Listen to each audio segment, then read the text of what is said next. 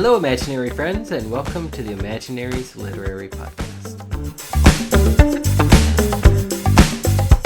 Hello, everybody. Today we have a special guest. His name is Kerry Nietz. He is an author known best for his books Rats and Amish Werewolves in Space. And Vampires. And Zombies. My first question, does the name of the book come first, or does the concept come first and the name comes later? Most of the time it's the concept first. Amish Vampires in Space, it was the name first. Generally, it's the concept first, yeah. So how did you come up with Amish Vampires in Space? How did, please tell me. Yeah, so that wasn't me, actually. My publisher at the time, he'd go to all these writing conferences, and everybody else was looking for Amish fiction. You know, Amish romance, it's a giant genre. You know, it sells millions of copies of books. And that's amazing. Yeah, and so he would say, well, the only Amish I'm looking for is if it's something like Amish Vampires in Space. And it was kind of this running joke. And then one day, he emailed the authors this mock cover of Amish Vampires in Space he had come up with. And we were laughing about it. And I said, someone should write that book because I think the title alone would intrigue people, And of course, yeah. At the time I was writing something else, and I thought it seemed a little too campy because I usually write kind of hard sci-fi, kind of straight sci-fi. Sure, yeah. And then yeah. Somewhere in the mix, I got this idea about, okay, how would the Amish get into space and become vampires and not be campy? And I just started writing, and I got 30,000 words in. Yeah. I sent him email, said, hey, guess what I'm doing? And he after you got some skin in the game. Yeah, after he got done laughing, he said, okay, well, if it's good, I'll publish it. So that's kind of where it started. Obviously, it's very good. How did it do? After you finished, what was that process like? It kind of, the idea kind of blew up, and it helped, too, because the cover artist kind of went crazy on it, too. I don't know if you've seen the cover, but, it's this Amish girl. Yeah. She's got fangs, and it got actually leaked on Facebook early, and it had 12,000. Yeah, not by me, by the cover artist. He was just very excited. And yeah, of course, yeah. And it got to 12,000 views. And okay, that's this awesome. is something. So this wasn't the same cover that your publisher, was it? That had no, not the mock. Initially? Yeah. In fact, if you open the book, the mock cover is actually on the inside.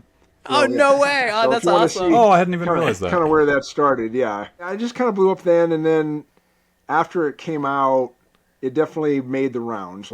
Dave Barry mentioned it. It got mentioned in Newsweek in an article. Just kind of a bunch of crazy places people would hear about it and mention it. The biggest event was when Jimmy Fallon mentioned it on The Tonight Show. Oh, this book is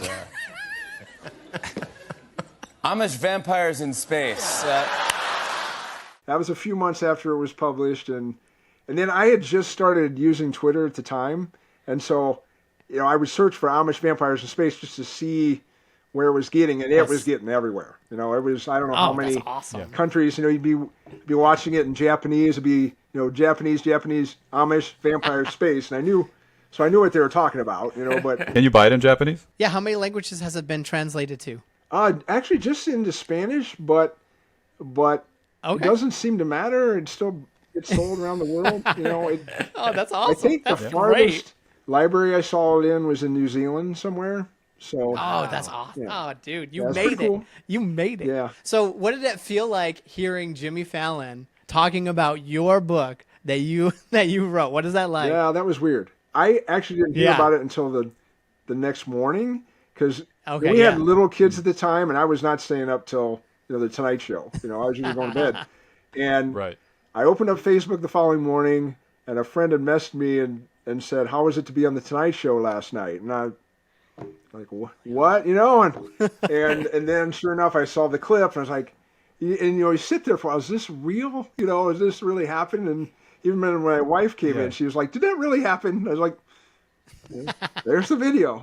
Bought the T-shirt. Yeah. It was before AI was taking over everything. You could make it say or do whatever you want. So did you see a bump in sales after that? Was it right on? Pretty dramatic. Awesome. Yeah. Is that your bestseller? For sure. Yeah. Every once in a while, some other group will discover it like it's the first thing that they've ever seen, and look at this, I'm just, and then it'll kind of pick up again, That's awesome. Pretty cool. And it just came as a joke. It was just a joke, and dude, I love that. That is a fun story. So I've written 2 sequels to it. The second one is Amish Zombies from Space, and then Amish Werewolves of Space. So I have to say, they are better than I expected. Like, even though right, because you read them. It's easy to imagine something like that doing well comedically, but then because of your treatment, it's like it's not serious in a heavy way, but it's serious in a let's see how this could happen. Just like you said, like it wasn't gimmicky like Pride and Prejudice and Zombies that died out so fast. Yeah. And so this is not that. This is like a serious, like a good story that you can read and read constantly. It's science fiction, but with some Amish folks involved, and which is already kind of funny because it's science fiction about Amish, and then the Amish in space, and then Amish and vampire. Like, these are not things that you would think would go together. Yes, three circles that don't usually connect. Right. Yeah. But it's funny too because like agents are always asking like, hey, are you like, I want you to write something, but I want it to be like a mash of two different genres and two different whatever. Like, I want something new. So the only way that we can get something new is if we smash these two ridiculous ideas together. It worked for you, which is awesome. Yeah. But it's so hard for me to like wrap my head around that. Like, no, I like writing in fantasy that's just fantasy, you know? But even then you can be unique, right? It's cool to do things that no one else has done, that put your stamp on it, right? So and we've talked about that. We talked about tropes and cliche writing and things and how we make it our own because it's your personality and whatever theme you're having and like whatever your style is, you're going to make it unique in that sense. But it doesn't have to be a genre bending whatever. It can just be straight fantasy and it can still be unique and fun and really really like a really good book. Right. You know, there's this one person who before you published it was like, I'm going to write something about Amish vampires, and they're going to be in space. And then when your book came out, he was like, dang it! That was my whole thing! But, like, then his mom told him, don't worry, dear. You can, whatever you write, it'll be yours. You'll put your own spin on it.